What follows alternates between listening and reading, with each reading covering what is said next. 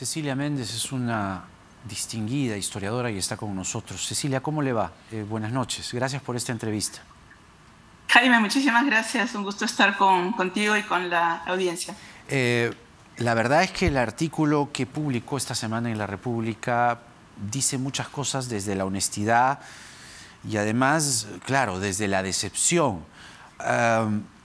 ¿Por qué Pedro Castillo es un traidor, tal como usted lo titula en su artículo? Bueno, creo que la definición de traidor es simple, ¿no? O sea, tú ofreces algo y luego no lo cumples. Y no solo no lo cumples, sino que haces exactamente lo opuesto de lo que habías ofrecido hacer. Entonces, no es solo una omisión, es una acción contraria a lo que tú has ofrecido. Y yo estuve dudando un poco de cómo titularlo, porque en realidad el artículo lo escribí, el borrador lo escribí el día antes de las revelaciones de Karelyn López. Y en ese entonces se llamaba, y lo confieso así abiertamente, tenía otro nombre.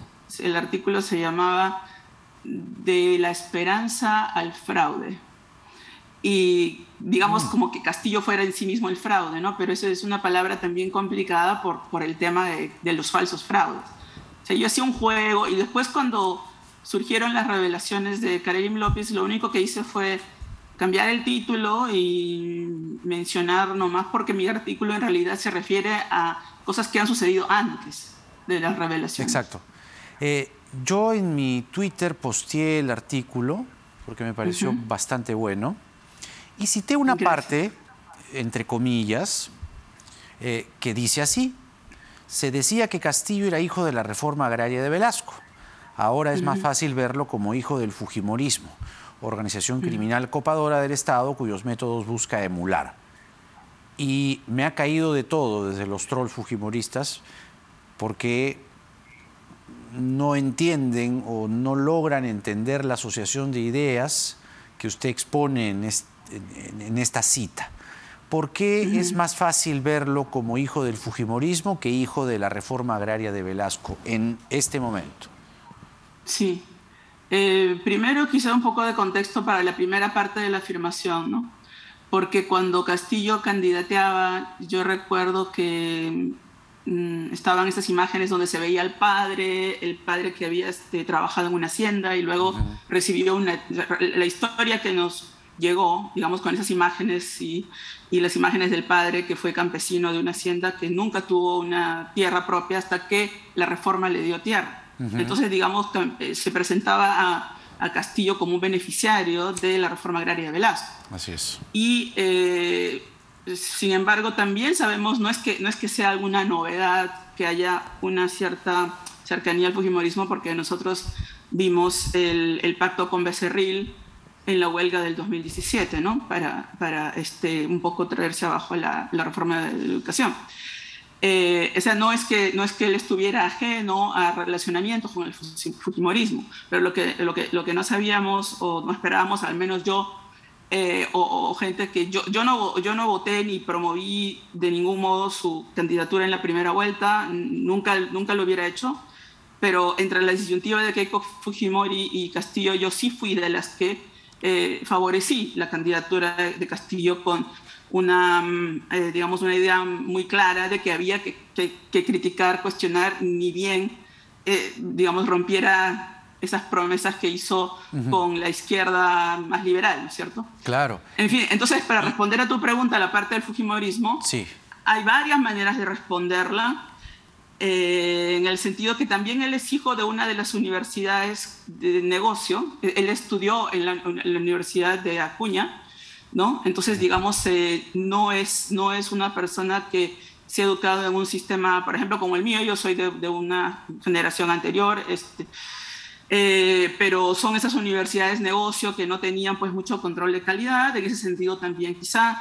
También yo lo vi como hijo del fujimorismo antes de las revelaciones, como te digo, en el sentido de que cuando fue la campaña, él tenía un logo de marca Perú.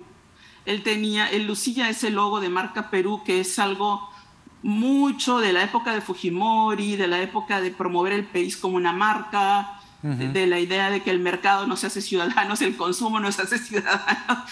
Y cuando dio su discurso inaugural, incluso hice también otra columna notando una parte histórica que me parecía interesante, pero también cuestionando el hecho de que él ya en ese discurso de entrada reafirmó ese chauvinismo y esa idea también punitiva de lo que es el desempleo, ¿no? Dijo que los desempleados los tenía que mandar al ejército.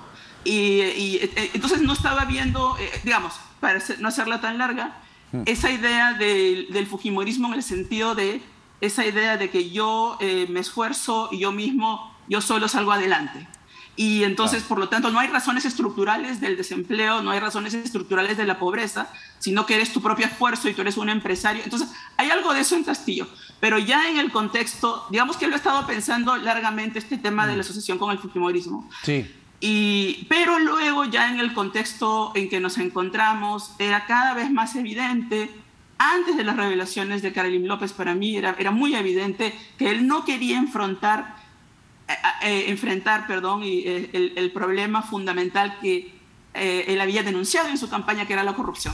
Claro. Y que era justamente lo que definía el fujimorismo, ¿no? En la propia retórica de la campaña. Exacto. ¿Usted se arrepiente de haberlo apoyado? No, no me arrepiento, porque yo no hubiera en la segunda vuelta, no tenía otra opción. Yo no había ninguna opción. Yo no hubiera votado por por Keiko Fujimori. ¿Y por qué? Hay una gran diferencia todavía. Y la diferencia es que Fujimori es heredera de una dinastía que tiene las manos manchadas de sangre. Esa es la gran diferencia. Claro, claro. En este programa Alberto Vergara definió al gobierno de Castillo como la banda del choclito. Y cuando se lo consultamos, o una reacción a flor de piel de Rocío Silva Santisteban, consultada sobre esta disyuntiva, digamos, Rocío, sobre esta etiqueta, ella dijo que era entre la mafia organizada, digamos, ¿no? Una banda mucho más histórica, si se quiere, frente a una banda como la banda del choclito, ¿no? Comparte esa visión. Al final los dos terminan siendo corruptelas, los dos que nos tocó elegir, digamos, en la segunda vuelta, o decir que una es la mafia de Corleone y la otra la mafia del choclito, es como decir nosotros matamos menos. Sí, bueno, pero eso es justamente el punto. En el caso de Castillo, es horrible estar diferenciando entre mafia y mafia, ¿no? Es horrible, pero yo creo que hay una diferencia en la herencia que tiene el fujimorismo por crímenes de lesa humanidad, ¿no? Entonces, para mí eso era el límite, ¿no? Esa era una línea que yo no iba a pasar nunca. Yo nunca, ni siquiera se me ocurrió votar por Fujimori, eso no lo hubiera, no estaba dentro de lo que yo... Sí. ¿Es gato o gata que tienes? Perdón. Es mi gatito Tobías. ¿Cómo se llama? Tobías. Tobías, quiere salir en cámara, Tobías. Está muy... Que perdona. No, al contrario. Dale un abrazo, un beso de mi parte a Tobías. Oye, parece que está muy interesado en la conversación. Creo que tiene hambre, no sé. No, dale atención. Quiere atención, Tobías. El buen Tobías acompañando a Cecilia Méndez, que ha tenido el gusto de estar con nosotros. Cecilia, un gusto conversar contigo a la distancia y hasta una nueva oportunidad. Muchas gracias, Jaime. Buenas noches. Cecilia Méndez, historiadora con nosotros, hablando de su último artículo, genial, por cierto, La traición de Castillo, la traición de Pedro Castillo. Y claro, el artículo es demoledor, ¿no? El artículo es demoledor. Léanlo, está en la web de La República, ¿no? Ella dice, por ejemplo, hablo del hombre que sacó del premierato a Mirta Vázquez, conocida luchadora por los derechos de los y las campesinos y campesinas y el medio ambiente, izquierdista demócrata, para poner a un hombre que venía de la derecha fascista de López Aliaga, después de haber pasado por todos los partidos y cuyo mérito más conocido fue haber maltratado físicamente a su esposa y a su hija. Valer. Fuerte, léanlo, está bastante bueno. Cifras de vacunaciones, ¿cómo vamos a ver? Después de lo que nos ha dicho Gabriela Jiménez, estamos bastante preocupados en el programa de hoy. Con primera dosis de en un día, mejor dicho, 46.000 546 personas se han puesto la primera dosis, se han puesto la segunda dosis en un día 74.976 personas, se han puesto la tercera dosis en un día 80.385 personas. ¿Cómo va la cobertura de la tercera dosis o dosis de refuerzo? 32.09%. Y el total de dosis aplicadas, total de totales, 62.768.405 dosis. Cuídense, sin embargo, mucho aún, porque la pandemia no ha terminado. Ha bajado el número de casos, ciertamente, en esta tercera ola, pero a cuidarse, sobre todo cuando Condori ya permitió aforos al 100% en espacios cerrados y en espacios abiertos. ¿Reactiva la economía? Sí, pero no tenemos certeza de lo que puede pasar con los casos diarios y con la pandemia en nuestro país.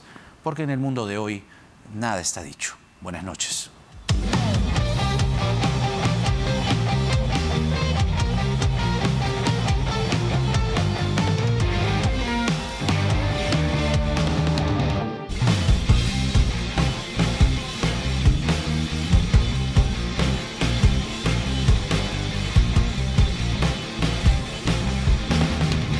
Llegó gracias a Cambista. Cambia tus dólares al mejor precio con el